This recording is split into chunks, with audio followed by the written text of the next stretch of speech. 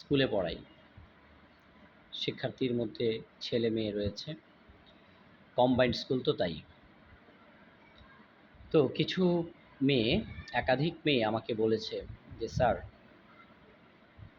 আমি নামাজ আদায় করি বা রোজা রাখি বা পর্দা করি, এগুলো যদি যদি আমি করি, আমি করতে চাই, একটু ঠিকমতো হিজাব পড়তে চাই, তাহলে আমাকে আমার পরিবারস্থ অথবা আশেপাশের লোকজন, প্রতিবেশী, আত্মীয় স্বজন, এরা ঠাট্টা মশকরা করে, আমাকে হুজুর ডাকে, আমাকে হুজুর বলে খেপায়।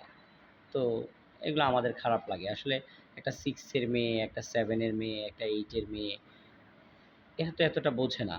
এদেরকে যখন আমরা এরকম ঠাট্টা করি, আমাদের আশেপাশের মানুষেরা, বিশেষ করে মহিলা বা পুরুষ যেই হোক, ঠাট্টা করে, এই তুই তো খুব হুজুর হয়ে গেছস, আরে হুজুর রে, বা হুজুরনিও ডাকে অনেকে এরকম।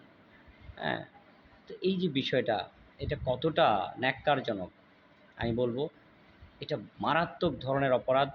আপনি তাদেরকে নিরুৎসাহিত করছেন, আল্লাহর ইবাদত থেকে তাদেরকে দূরে সরিয়ে নিয়ে যাচ্ছেন। যারা এগুলো করছেন মূলত আল্লাহর ইবাদতে বাধা প্রদান করছেন, এবং ওই ব্যক্তিকে তার ইবাদত থেকে দূরে রাখার জন্য এই কাজটা করে আপনি মূলত আল্লাহর সাথে যুদ্ধ ঘোষণা করলেন, আল্লাহর ইবাদতের বিরোধিতা করলেন, এবং তার যে যেটা মানুষের হক, অর্থাৎ তার হককে আপনি নষ্ট করে দিলেন।